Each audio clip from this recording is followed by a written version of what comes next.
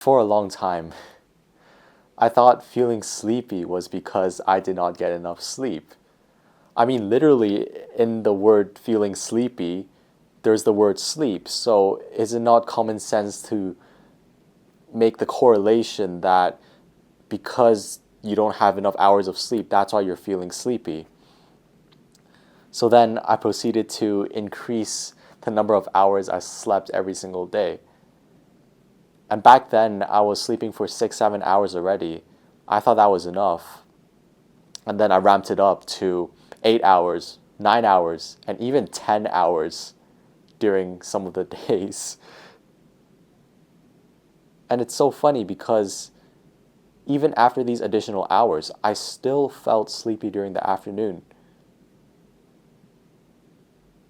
Like, it just gets such an annoying thing when there's a test, especially during after lunch in my fourth period, and I just have to constantly tell myself to stay awake while cramming last bits of information which I have to write down for my test.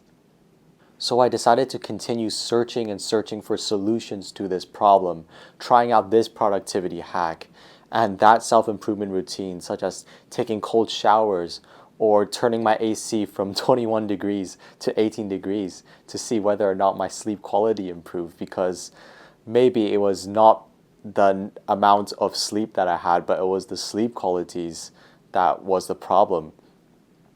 And yet, it gets to the point where I've tried out hundreds of these routines, but none of them are working. I'm still getting that dip during the afternoon, and it's really frustrating me. I mean, yes, these routines did help me temporarily. For example, during the morning when I did take cold showers, it would give me an instant boost, a mental clarity that I can bring to my first block and second block. But just like caffeine, it apparently wears off after a few hours. So I began to wonder, are there any permanent solutions that can help maintain our energy levels throughout the day, once and for all? And then one day, I just got so tired of testing these routines out. So I just decided to look at exactly what I was doing before the fourth period to try and see whether or not there was something else. So I started recalling things that I was doing. I mean, before my afternoon dip, I was playing football, which could have maybe potentially drained my energy. I mean, that could be a thing, right? And I was also talking to my friends. There's no way friends would drain my energy, right? I was thinking back then. And then I was also eating my 羊椒炒饭, which I ordered from the Hong Kong style section in my school cafeteria. And then after I ate my 羊椒炒饭, I just decided to walk to the place where I would dispose my rice and the leftovers, and then put my plate into handing it to the cafeteria lady so then they can wash it. And then, what else did I do? And then sometimes I will also go order a second meal because I didn't feel full enough, right? And normally it will be like a sausage roll, or it will be whatever was left in the pastry, depending on the day. Aha! What if it had to been the sausage roll and all of the food that I was consuming? How can that play a role in shaping my energy level? I actually didn't consider about my food and how intaking the food can affect my energy levels.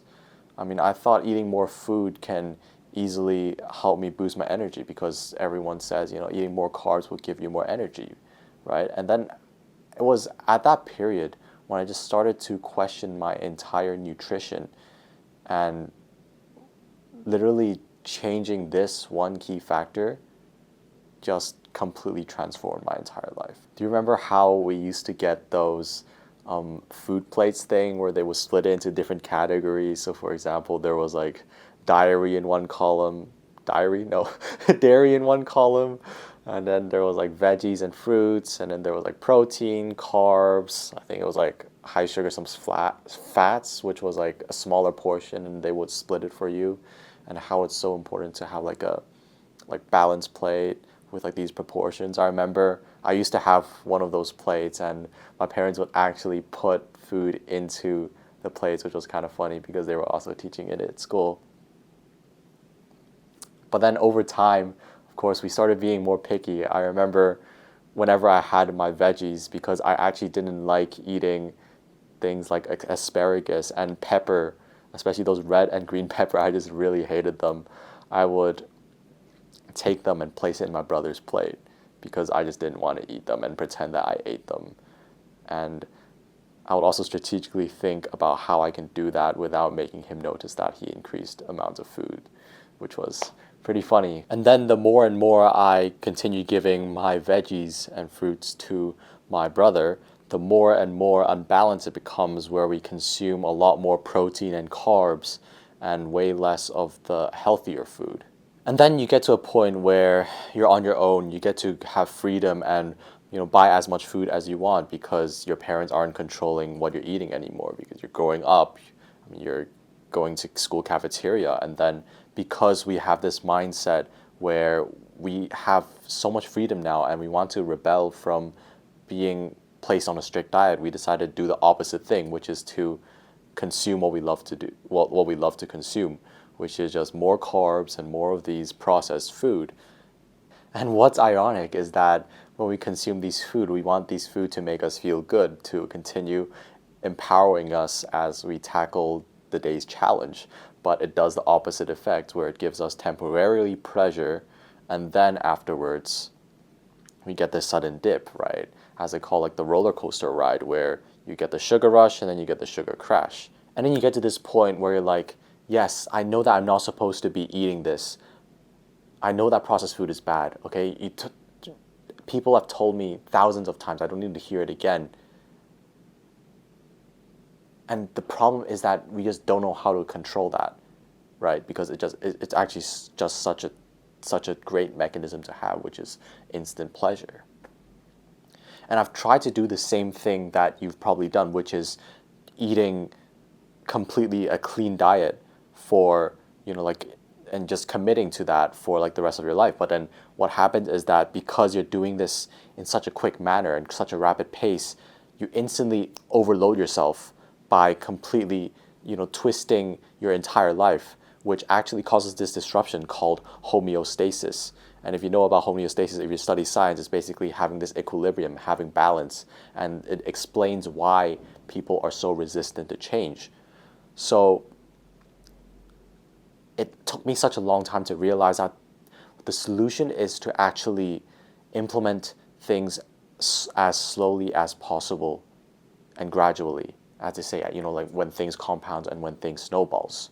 And before we even start implementing the solution, it's such an important concept to develop this awareness on why you're doing it in the first place. Because if you just go to do something, for example, if you go run a marathon, or if you go do a hike, a funny story, I was actually hiking up, I was hiking up the peak the other day, and halfway when I was hiking to the mountain, like we were on the halfway point, I just wanted to give up because it's such a long hike and I haven't hiked for so long, and my body is telling me that I'm super tired. But then I could see the vision and the reward for going up there and seeing the scene, right? Seeing the beautiful things and seeing, everywhere around Hong Kong.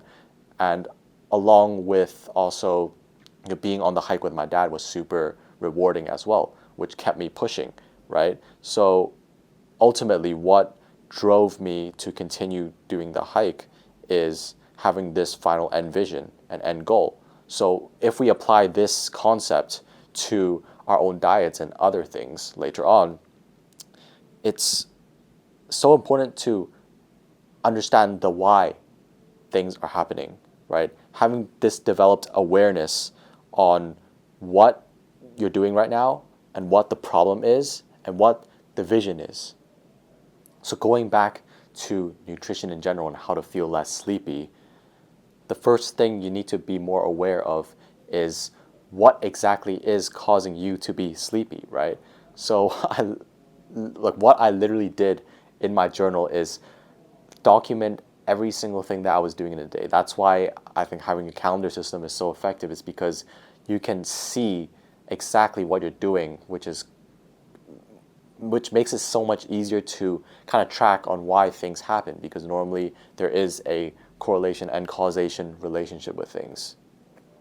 And something I came to realize with nutrition in general and carbohydrates specifically is that the problem is actually not carbohydrate. If we derive back the history of why carbs even exist and why processed food came, it's because of the industrial revolution, right? People started creating these machines which can easily produce and create these wheat-related products which can feed mass population and help those out there who are maybe not as fortunate enough to afford these type of food and feed them with these mass-produced products.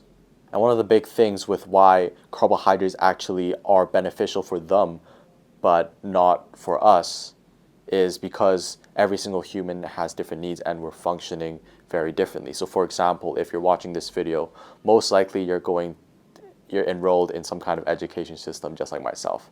I'm in high school right now. I'm going to college in a year, so we're doing lots of heavy intellectual work. And if we think about people like farmers and in the agricultural age, a lot of them are doing less intellectual work and doing more labor work.